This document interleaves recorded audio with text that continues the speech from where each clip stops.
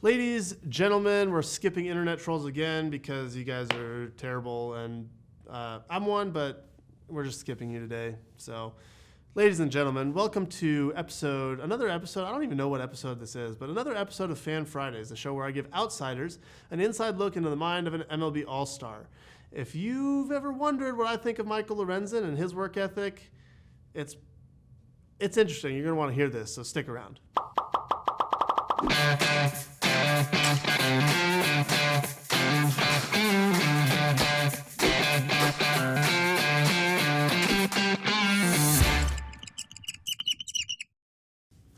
All right, before we get to Mr. Michael Lorenzen, let's answer some questions from YouTube first. Question number one is, what are your thoughts on the universal DH? I see all the different sides of it. I don't really have a strong opinion on it one way or the other. Personally, I hate hitting. I can't stand it. I'm not good at it. I don't like it. I never will. I never have. So if I didn't have to hit, that would be great. I would like a universal DH from that standpoint. I would also get to throw more innings, which is something I do actually like doing and something that I am good at, because I wouldn't have to get taken out in the fifth inning for a pinch hitter. So for me personally, it would be great. But I also see that there's other sides of it. Like, some pitchers really do like to hit. That's kind of the way baseball's been played for a long time. So there's the history involved with it. What would that do to the roster construction, and who would have an extra job? Would there be a designated DH, and how would that change things? And there's a lot of different things floating around. But me personally, I would love a universal DH because I just hate hitting. Question number two, what do you think about the Rays, Tampa, and Montreal split? How? I don't know. That just is so off the wall. Has there ever been a sports team that has had two home cities that's changed locations? Has that ever happened? If y'all know of that happening somewhere, please let me know, because I'm genuinely curious. I don't have any idea if that's ever happened before. I don't think it ever has. Logistically speaking, how would players live? Are you going to buy a house in both places? A lot of guys can't buy houses in both places. Are you going to rent an apartment? But a lot of apartment complexes won't even go short term, like 3 months. You're going to have to find a place to live. It doesn't make a whole lot of sense on the logistics side, on the player side. It doesn't seem, what if you have kids? Are you going to move your kids from one city to the next? Are they going to change schools? Are you just not going to see your kids for 3 months? There's a lot of logistical problems. I don't really understand the logic behind it. I also admittedly don't know that much about it. These are just my thoughts on the little bit of information that I've heard. So I don't want to speak too firmly on any side of it because I don't know all the information. But those are my kind of off the top thoughts on that. Question number three, what is your favorite pitch to throw? Any pitch that results in a strikeout is a great pitch. I like my slider a lot because I'm really proud of how I went about developing that. It was really built in a laboratory setting. I knew exactly what I wanted to accomplish, and I experimented and tried things, and I applied the scientific method to it, and I developed something that was exactly what I wanted. So I'm really proud of that. My curveball is always my favorite because I've been throwing it for the longest too.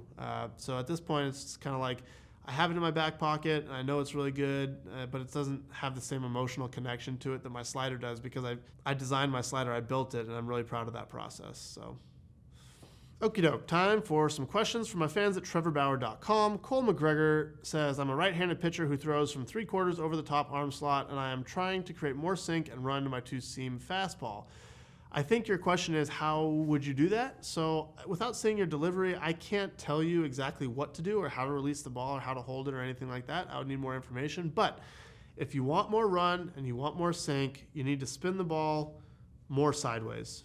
If you spin a ball with dead backspin, it creates lift.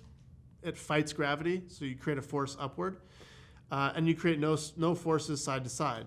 So if you want more run and you want more sink, you need less force upward and you need more force side to side. So if you tilt a dead backspin, if you tilt it off to the side to spin towards a 130 direction, you would get more run and less lift. If you tilt it all the way this way, where it's spinning towards a 3 o'clock direction, you would get no lift and maximum run.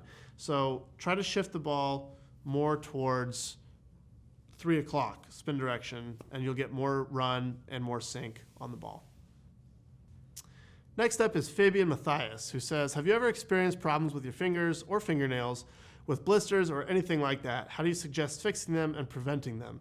I have. I've had my fingernail has kind of torn pretty often right down the middle right there, kind of sideways. I also had a really bad blister one year on this part of my middle finger from throwing 50 curveballs, I think, in a season. I had a game in 2018 where I threw, I think, 49 curveballs or 48 curveballs against the Astros. It was a hot day, and I was sweaty, and so I got a really bad blister there. I've had a blister underneath my nail, like the entire nail right there was a blood blister, so that was really painful with any pressure on it.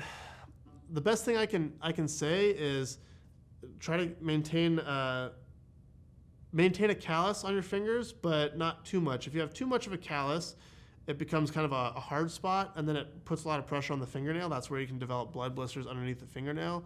If you have too little of a callus, you can actually tear the skin right there if you're sweating and it's hot, or if you have big seams on the ball or something like that. So you want enough of a callus that it protects, but not too much where it's going to create harm. So if you take I think it's an emery board, and you kind of just file down your callus every day or two, just a little bit, just to maintain it.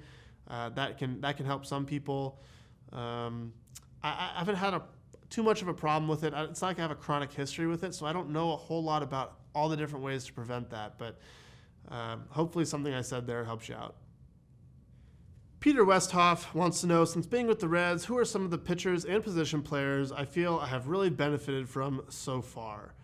There's a lot of different ways that I've benefited from people. Guys like Kurt Casale and Tucker Barnhart, just talking to catchers and having them be so open and welcoming, and some of the personalities that they have, like some of the little lines that they say, and just making me feel welcome, and also collaborating on what they know, what they see behind the plate, like talking to catchers, and they know the league, the National League. I've never been in the National League, so I've picked up a lot from that.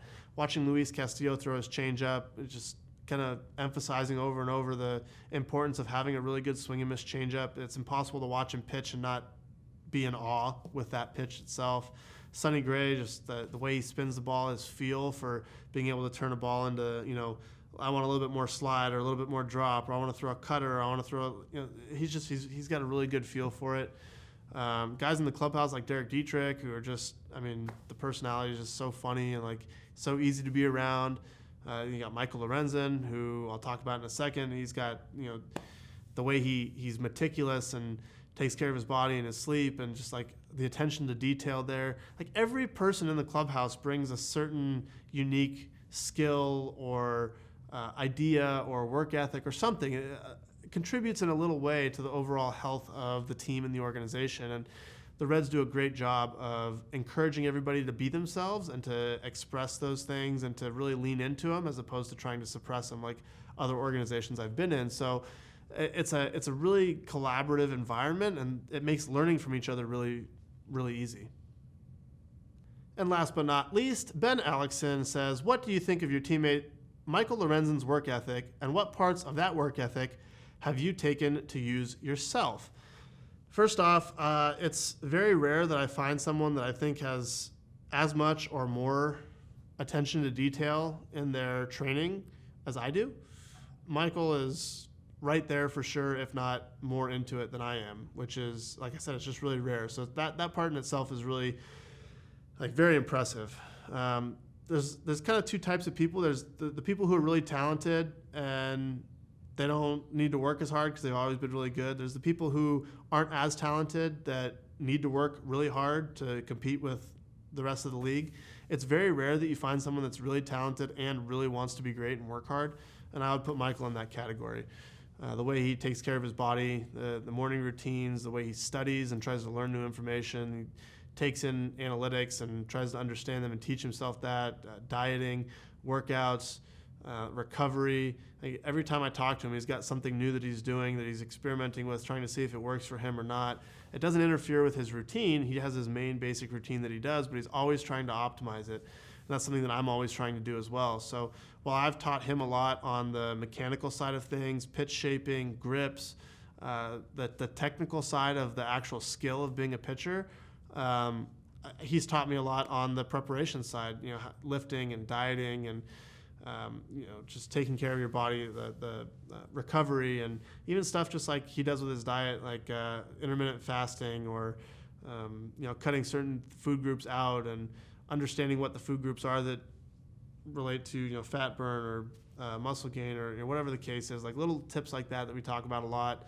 But we compete with each other. We go back and forth. I love Michael. He's one of my favorite guys that I've run across in professional baseball, just because I really respect the work ethic, and he's overall just a really great guy. So I could probably go on talking for a lot longer about it, but in order to keep his ego at a manageable level, I'm going to cut it off right there. Hopefully he doesn't even see this video. I'm not going to tell him that it's out there, but Mike, if you do see this video, I'm still better than you. I'm still going to throw harder than you, and I'm still going to strike out more than 13 per 9, or more than whatever you put up this year to beat you on that. So don't get too comfortable with yourself, my friend. And now that I've spent enough time blowing up Michael Lorenzen, I got a question for you guys. And that question would be, do you consider yourself a new school baseball fan or an old school baseball fan? And then why do you consider yourself that? I'd like to know. So leave me your answers in the comments below. Leave me any questions, concerns, comments, anything like that. Leave those in the comments below as well. Be sure to like this video. That really helps me out. If you'd like a shout out in a future video, head on over to trevorbauer.com, sign up for my email list, and submit your questions on the homepage. Let everybody else that you know that this channel exists. That would be super helpful for me. I make these videos to help you guys out and to engage with you. So the more people that I can engage with, the better. The more people I can help, the better. And you can help me reach my goal of 100,000 subscribers by the end of 2020 by sharing this video and letting people know this channel exists. So with that being said, that's all for today. Thank you all so much for watching as always, and I will see you on Tuesday.